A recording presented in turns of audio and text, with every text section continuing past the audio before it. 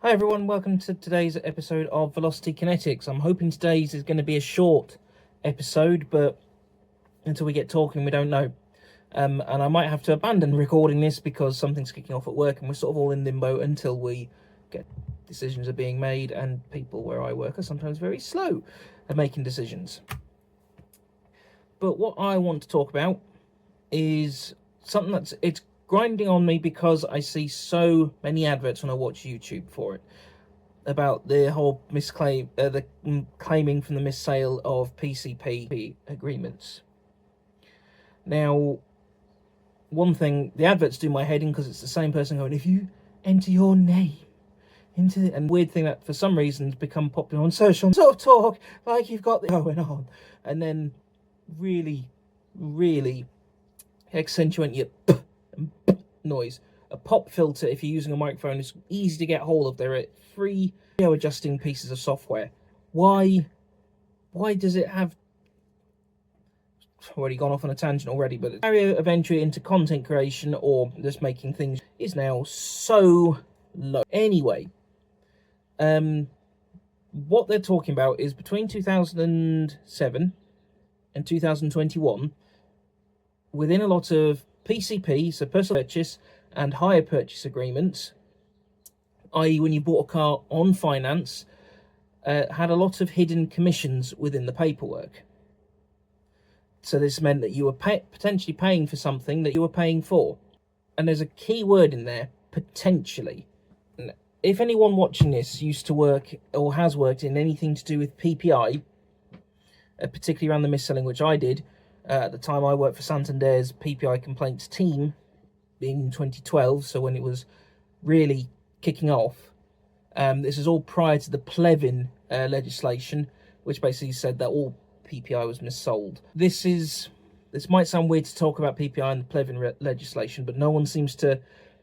Maybe Martin Lewis has talked about it somewhere, but lots of other places I've seen haven't touched on it beyond its no win, no fee. Yes, these websites may say you can get up to £5,000 per car in a claim, and that's all well and good, especially depending on what their percentage of commission that they're going to take will be. But it is also entirely possible that when they get to assessing your individual claim, unless they take the same decisions as they did with the Plevin legislation and just sort of cut the need for a similar thing and just go, no, it was all missold, that's it. Assuming that they don't take that approach, you may well have been sold or been paying for something that was clearly identified within your paperwork. Now, when I signed up to this, and I signed up with this through Barings Law, before I moved back to Bury St Edmunds.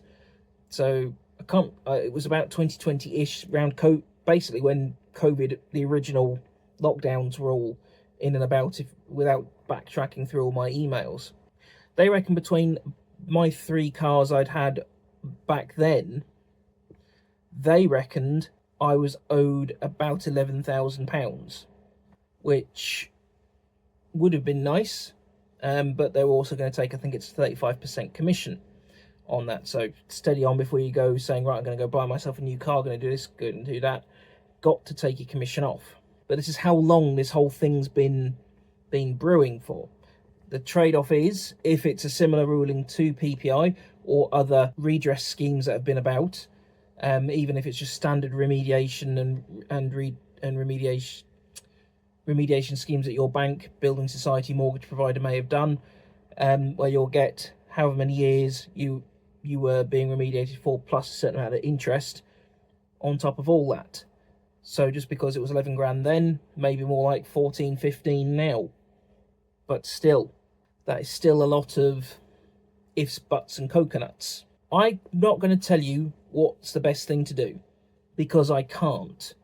I am not certified to give any sort of financial advice. However, unlike a lot of people who do these adverts, I've worked in finance. I've worked for 2 banks. I've sold loans, credit cards, life insurance, home insurance, both buildings and contents, current accounts, savings accounts, ISAs, you name it. I've sold, well, not quite you name it, because the bank I work for is quite small, but I've sold just about everything that bank can sell. But I am not qualified to give financial advice. The only people who are qualified to give financial advice are independent financial advisors, or IFAs. Mortgage advisors who have got a CMAP qualification can also give advice, but that's related to mortgage and protection. CMAP, Certified Mortgage and Protection Advisor, just in case you didn't know what it was. What I would advise is, on some of these websites that claim to just put in your name and that's it, it'll find all the details for you. Be very careful, because there are a lot of very good scams out there. A lot of people have been scammed already through it. A lot of websites do look genuine. I know when I worked for Santander at the time, there was a PPI website that was such a close clone of our own PPI complaints website that I was actually going to what was called a CMC, a claims management company. So people thought they were complaining directly to Santander. They weren't. They were still getting their payments, but then they were losing, I think it was something like 40% in commission on it. So if you use a claims management company or a legal company like I've used Bearings Law, you are going to pay commission if your complaint is upheld. That is just a given. There should be no tax implications, although if you're having it paid into a savings account, you might have tax implications there depending on the type of saver you have got. Although for the most part, a lot of people who this will affect probably aren't even getting close to having those sort of tax implications, but it may still happen. HMRC are not perfect. They can still cock it up. So claims management company will involve you having to pay a commission. You can do it yourself. I never knew doing it myself was an option, but at the time when I submitted mine, I don't think there was an option to do it yourself, or at least it was not very well published how to do. And I've just thought, my logic for going with Bearings Law at the time was, one, it was just a punt, see if I do get any money back, see if I am eligible for any money back, and two, even with after they've taken that commission, just using round numbers for example, if I got a payment after commission of £5,000, that's £5,000 I didn't have. That's a credit card cleared, or 2 credit cards cleared. That's a nice holiday. That's a nice lump off any outstanding finance or car loan or what have you, or even just a nice overpayment onto your mortgage. Or even that might be the final piece of finance you need to be able to get a mortgage. Might be the piece you're needing to get your deposit. So if you're trying to get the most back, sorry, my cat keeps walking around, I don't know where Izzy is at the moment. If you're trying to get the most back into your own pocket, do it yourself. You haven't got to pay anyone for it. As I've mentioned, there's no guarantee that you will actually get a payment. It might turn out in the paperwork that it was all clearly done. I know Rachel Reeves has tried to step in, and whilst I am left-leaning in my politics, she's not a left-leaning Labour person. She has tried to intervene to stop the payouts to encourage investment into the UK. We're not going to go too much into politics, but apparently that move by her has been shut down. So I've done a similar claim once before with Wonga and Payday Loans when I was struggling for money back in 2012. Funnily enough, early 2012 when I was struggling for money.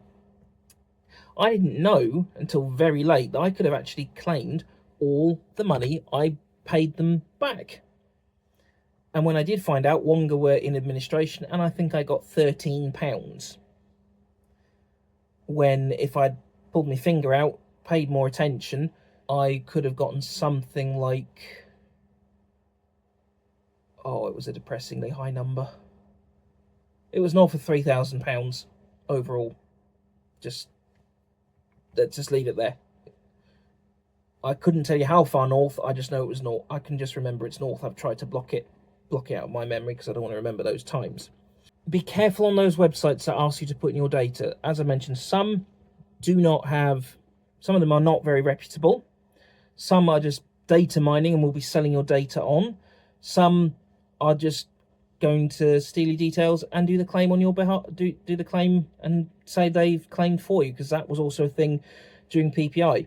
People had input their details honestly, and this is again pre-Plevin, but people had honestly put their details into PPI claim websites thinking that's what they were doing, and someone else ran off with their money. What happened in those cases, I don't know. I didn't follow much of the rulings on them. I just knew they happened, and I knew one of them came across my desk. I had to refer on to our fraud team at the time, and I didn't hear anything further. But I wouldn't, with it being fraud. If you are going through this, and this is coming from someone who was on the receiving end of the telephone when it was PPI complaints, some of those customers were lovely. Some of them. Unfortunately, not many of them.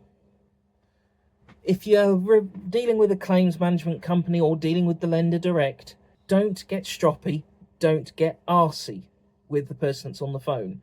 The person that's on the phone is basically dealing with a questionnaire that you've submitted or dealing with your complaint as you've written in.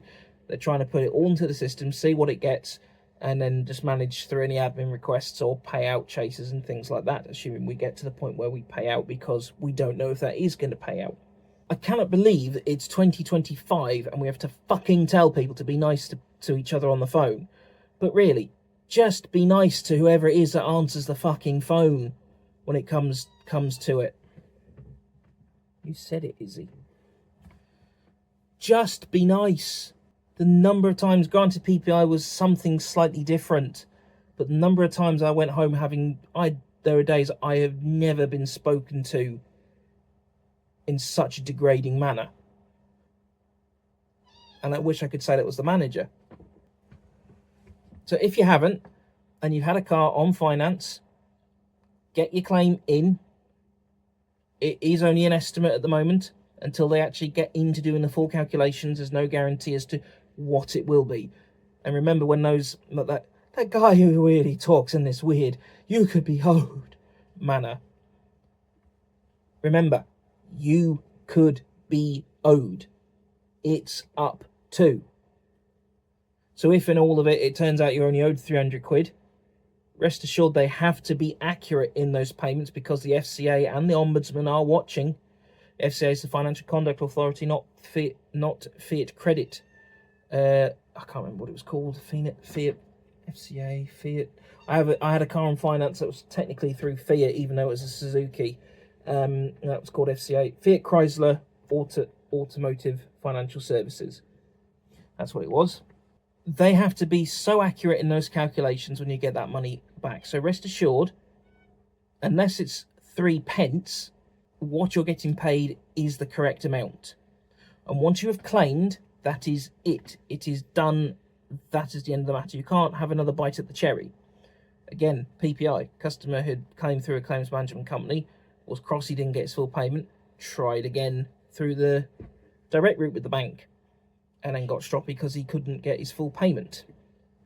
So, the TLDR from this video: watch out for illegitimate websites, check the address, check the certificate, make sure it's a HTTPS link.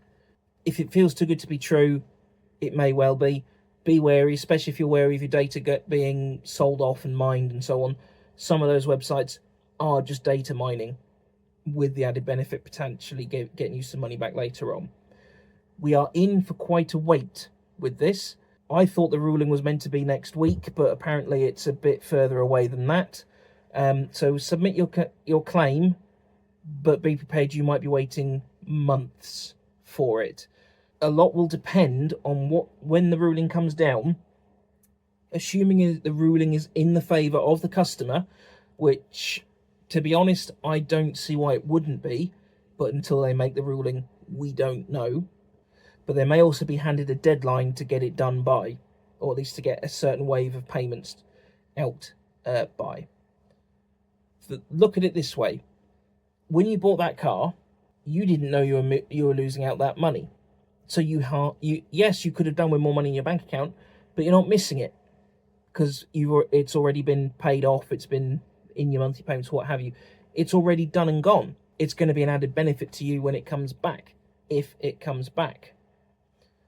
If you're going to use a claims management company, check their Financial Conduct Authority registration number, or use a solicitor that has a good reputation, and you can check them up via the Law Society or the what is it called? There's something specific for solicitors.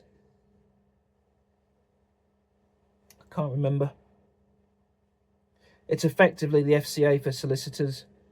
It might be the Law Society I'm thinking of, but make sure they are reputable, that they've got things that you can track and trace to know they're a reputable company. Like I say, make sure the website's got a valid certificate. Typically, if you've got an up-to-date web browser, it'll warn you that the website you're trying to join or access has not got a valid certificate on it. Make sure you've got all your details to hand. Don't be surprised if it marks another credit score or a soft search being done against you. The reason why I say that is credit scoring comes in two forms. There's a hard search and a soft search. Hard search is when you've actually applied for the product, and a soft search is just when you're sort of browsing for the product. But some of these websites are claiming that they can find your details without you having the car finance information. If you're the sort of person who keeps all those documents, like I am, and it's a pretty good job I did, actually, because I nearly shredded the paperwork for the first Swift and Baleno just before we moved house. That was before we moved house to Bury St Edmunds. If you've got the paperwork, fantastic. But the only way in my head that I can understand these sites that say you don't need the finance paperwork to do it, I can only see them doing it as a credit search. I could be wrong, could be very wrong. In my head, that's the only way they can do it. So don't be surprised if it flags. It shouldn't stop you from applying for anything else if it's done as a soft search. But like I said, I have no idea how those websites are working. If it feels too good to be true, it will be too good to be true. So this is back to sort of trying to summarize. If it feels too good to be true, it probably is. And remember that the figures that they're quoting you that they can get back on the adverts, that's what you might be able to get back. It's not a definite amount that they'll be able to get you back. It's up to certain amounts, plus whatever commission they're going to take. If they're going to take a huge amount of commission, then walk away. She's found her voice this morning. Had an issue with her a week ago where she somehow dislocated her jaw. Terrifying. I thought she was having a stroke. But anyway, if those figures are only best case scenarios, I don't know how it works on the advertising front for payments out. I'm assuming it works the same as when when a company says that the representative rate is X, i.e. 51% of people, so the majority of people, will be entitled to that. That doesn't mean you will be. So thank you for your time today. Have a good day, everyone. I'm still waiting on what's going to happen work-wise. We'll see what goes on. In the meantime, have a good week. It is the start of, day of recording today is the 28th of April, so it's going to be supposedly quite a hot week before we get up to the next May Day bank holiday on Monday. Drive safe, look after yourselves, and I wouldn't normally say this on the end of one of these videos, but just because of what we've talked about, look after your wallet, look after your details, get your claim in, be careful of what some of these companies will offer you, and we'll see you next time.